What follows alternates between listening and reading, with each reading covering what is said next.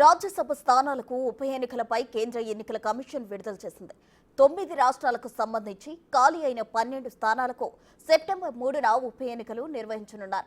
ఈ మేరకు నిన్న ఈసీ షెడ్యూల్ ప్రకటించింది. ఉప ఎన్నికలకు ఈ నెల 14న నోటిఫికేషన్ రిలీజ్ చేయనున్నారు. నామినేషన్ల దాఖలకు ఈ నెల 21 వరకు గడువు ఉంటుంది.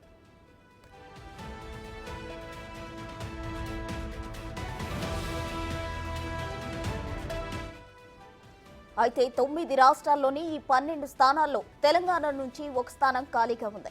గతంలో బీఆర్ఎస్ తరఫున రాజ్యసభ సభ్యుడిగా ఉన్న కేకే జూలైలో కాంగ్రెస్ లో చేరి ఆ స్థానానికి రాజీనామా చేశారు. దీంతో రాజ్యసభ స్థానం ఎంటీగా ఉంది. ఇప్పుడు ఉప ఎన్నికల్లో గెలిచిన వ్యక్తి 2026 ఏప్రిల్ వరకు ఆ పదవిలో కొనసాగుతారు. అయితే కేకే స్థానంలో ఏఐసీసీ అధికార ప్రతినిధి ప్రముఖ న్యాయవాది అభిషేక్ మను సింఘ్వీకి అవకాశం ఇవ్వనున్నట్లు టాక్ నడుస్తోంది. రాష్ట్రంలో కాంగ్రెస్ అధికారంలోకి వచ్చాక రాజ్యసభ స్థానాలకు ఇవి రెండోసారి ఎన్నికలు. ఇంతకుముందు 2 స్థానాలు కాంగ్రెస్ కు దక్కగా రెండింటిని తెలంగాణ నేతలకే ఇచ్చారు. వీరిలో ఒకరు రేణుకా చౌదరి, మరొకరు యువనేత ఎం అనిల్ కుమార్. కానీ తాజాగా భర్తీ చేయనున్న స్థానాన్ని మాత్రం ఏఐసీసీ కోటా కింద తీసుకోవాలని అధిష్టానం నిర్ణయించుకున్నట్లు తెలుస్తోంది.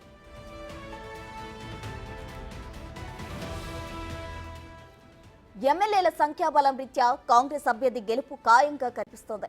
తెలంగాణ నుంచి ఈ ఒక్క స్థానం భర్తీ అవుతున్నందున సొంత రాష్ట్రానికి చెందిన అభ్యర్థికి అవకాశం ఇవ్వకుండా ఉత్తరాది వ్యక్తిని నిలబెట్టడంపై గాంధీ భవన్లో జోరుగా చర్చ నడుస్తోంది. హిమాచల్ ప్రదేశ్లో ఎంపీగా నిలబడి ఓటమి చెందిన సింఘ్వీకి రాజ్యసభ ఇస్తామని ఏఐసీసీ హామీ ఇచ్చింది. ఏఐసీసీ కోటా కింద సింఘ్వీ పేరు ఫైనల్ చేయనున్నారు. అధిష్టాన నిర్ణయాన్ని వ్యతిరేకించే ధైర్యం ఎవరికీ లేదు. సీఎం రేవంత్ యూఎస్ఏ టూర్ ముగించుకుని వచ్చాక అభ్యర్థి పేరుపై మరింత స్పష్టత రానుంది.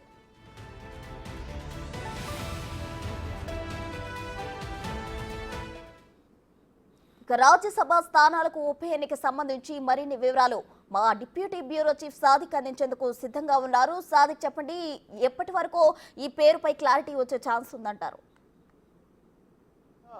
ఖాళీ అయినటువంటి రాజ్యసభ స్థానానికి ఎవరు ఇవ్వాలన్న దానిపైన కూడా ముఖ్యమంత్రి రేవంత్ రెడ్డి నిర్ణయం తీసుకునే అవకాశం అయితే కనబడుతుంది. ఆయన విదేశీ టూరు ముగించుకున్న తర్వాత, ఎందుకంటే సెప్టెంబర్ 21 తారీఖు వరకు, అంటే ఇది ఆగస్టు 21 తారీఖు వరకు కూడా నామినేషన్ల పర్వం ఉన్న నేపథ్యంలో ఆయన 11వ తారీఖు రోజు తిరిగి హైదరాబాద్కు వస్తున్న నేపథ్యంలో ఆ తర్వాత పేరు ఫైనల్ అయ్యే అవకాశం అయితే కనబడుతుంది. కేశవరావు రాజీనామాతో ఈ యొక్క ఉప ఎన్నిక అనేది అనివార్యమైంది. 2026 ఏప్రిల్ 9 వరకు కూడా ఉన్నప్పటికీ ఆయన రాజీనామా చేసి కాంగ్రెస్ పార్టీలో చేరిన సంగతి తెలిసిందే. సో ఈ స్థానాన్ని 10 సంవత్సరాల తర్వాత రాజ్యసభ సంబంధించినటువంటి స్థానం కాంగ్రెస్ పార్టీకి రావడం అన్నది ప్రాధాన్యత సంతరించుకుంది. అయితే సొంత రాష్ట్రంలో చాలామంది ఆశావాహులు ఉన్నారు. జానారెడ్డి కానీ, అదేవిధంగా వి హనుమంతరావు వాళ్ళు కూడా మాకు కూడా ఈ టికెట్ కావాలని కూడా వాళ్ళు కూడా ఆశిస్తున్నారు. సో గాంధీ భవన్లో కూడా సీనియర్గా ఉన్నటువంటి వాళ్ళందరూ కూడా 10 సంవత్సరాల తర్వాత రాజ్యసభ సంబంధించినటువంటి స్థానము ఖాళీ అయింది, ఎమ్మెల్యే కోటా సంబంధించిన దాంట్లో.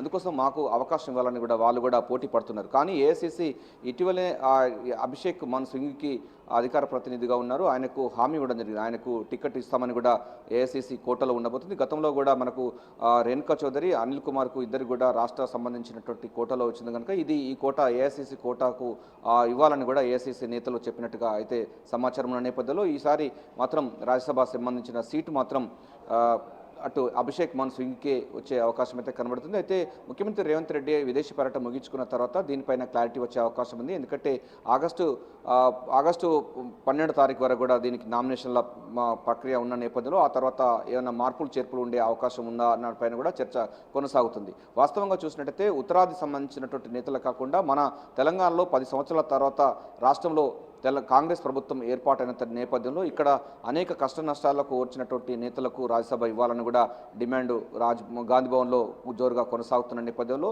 జానారెడ్డి పోటీ పడుతున్నారు. అదేవిధంగా అంటే జానారెడ్డితో పాటుగా వి హనుమంతరావు కూడా తమ పేర్లు కూడా పరిశీలించాలని కూడా చెప్పడం జరిగింది. సో 10 సంవత్సరాల తర్వాత వస్తున్నటువంటి రాజ్యసభ స్థానాలపై చాలామంది ఆశావాహులు ఉన్నప్పటికీ ఇది మాత్రం ఏఐసీసీ కోర్టులో వెళ్ళడం జరిగింది. సుప్రీంకోర్టు న్యాయవాదిగా ఉండి అక్కడ కాంగ్రెస్ పార్టీ స్పోక్స్ పర్సన్గా ఉన్నటువంటి అభిషేక్ మను సింఘ్కి దాదాపు పేరు ఖరారు అవుతున్నట్టుగా అయితే సమాచారం అందుతుంది. సో ముఖ్యమంత్రి రేవంత్ రెడ్డి విదేశీ పర్యటన తర్వాత దీనిపైన క్లారిటీ వచ్చే అవకాశం అయితే కనబడుతుంది. Prasuna. Right Sadiq, thank you.